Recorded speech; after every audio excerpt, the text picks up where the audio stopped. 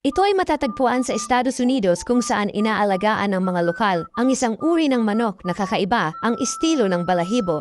Ang mga balahibo sa ulo nito ay nakatayo at nakakalat sa iba't ibang direksyon, kaya't mukha itong medyo magulo. Ang manok na ito ay tinatawag na Polish chicken o kilala rin bilang crested chicken.